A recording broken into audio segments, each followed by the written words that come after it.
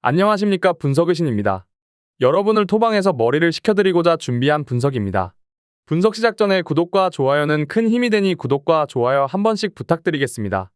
모든 경기를 분석하지는 못하니 꼭 알람 설정해 두시고 긴급하게 올라가는 영상에 대한 분석과 정보 및 결과 예측을 놓치지 마시기 바랍니다. 제가 추천해드리는 조합픽은 영상 하단에 댓글에 기재해 두었습니다. 영상을 다 시청하셨다면 댓글을 확인하여 조합픽을 받아가시기 바랍니다. 첫 번째 경기는 카자흐스탄과 산마리노입니다.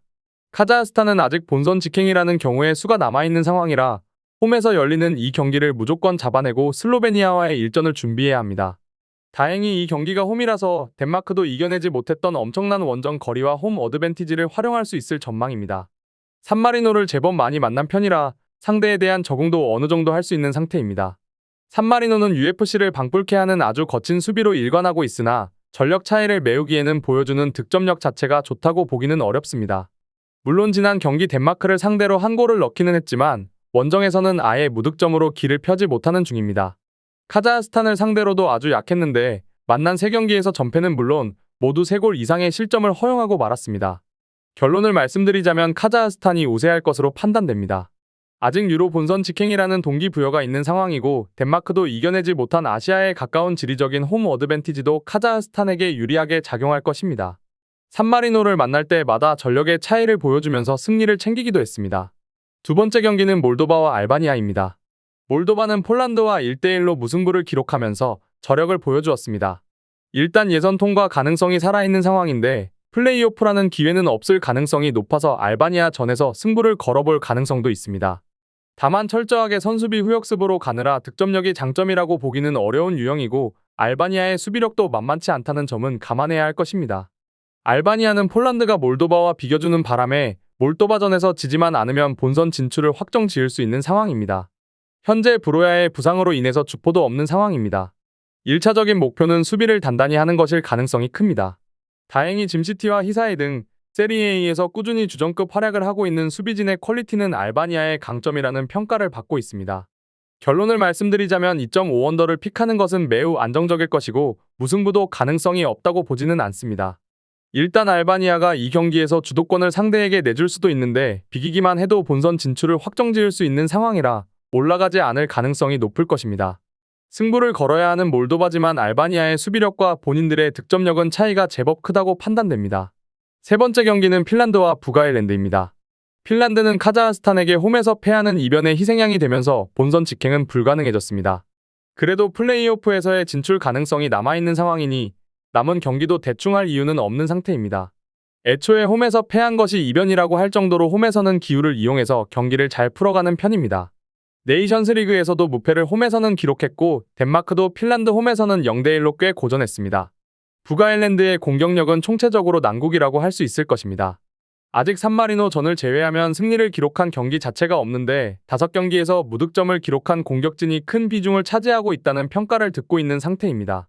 주포들의 A매치 득점 페이스 자체가 부족한 편이기도 하지만 주포들도 슬슬 30대로 접어드는 상태입니다. 결론을 말씀드리자면 핀란드의 승리를 유력하게 봅니다. 핀란드도 결정력이 떨어지는 양상이기는 하지만 북아일랜드는 한술 더 뜨는 상태입니다.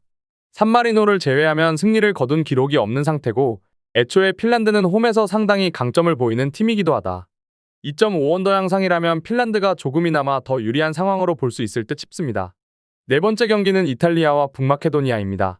이탈리아는 그동안 북마케도니아를 상대로는 좋은 기억이 거의 없습니다. 하지만 북마케도니아를 상대로 했을 때 부상 등의 이유로 결장했던 키에사가 엔트리에 복귀한다면 북마케도니아의 템백의 무기력한 모습을 보이던 모습과는 좀 다른 양상을 띌 수 있을 듯 싶습니다. 물론 여전히 중앙 공격수에 대한 문제는 지속적으로 제기되고 있다는 점을 감안하기는 해야 합니다.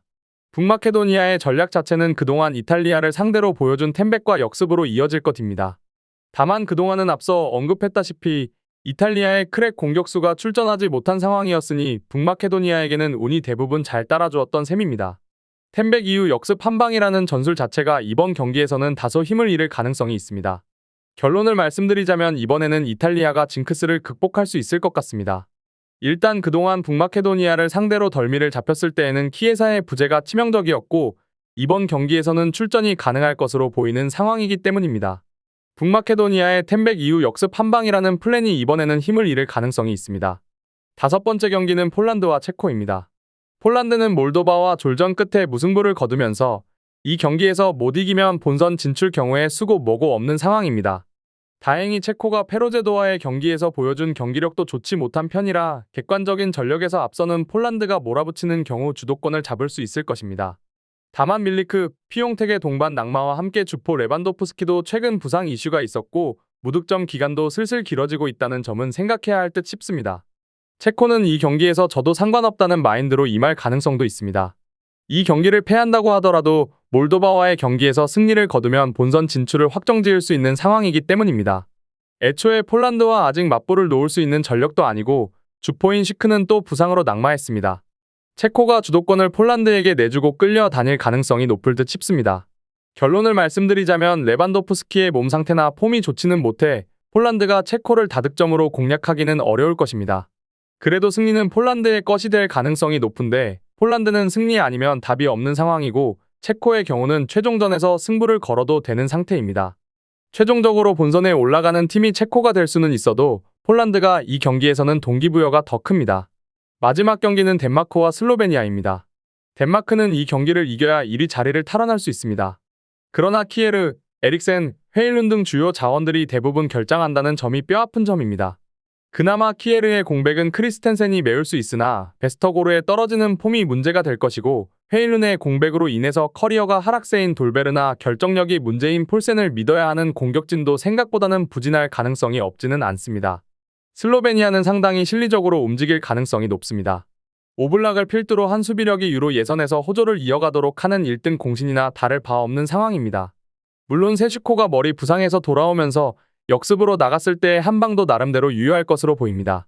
생각보다 선제골을 넣는 빈도가 높은 편이라 한 골을 넣고 바로 수비적으로 움직이는 무브도 충분히 생각해 볼 수 있을 듯 싶습니다. 결론을 말씀드리자면 덴마크의 전력의 누수가 크다는 점을 생각해야 할 듯 싶습니다. 2.5언더와 무승부도 가능성이 높다고 봅니다.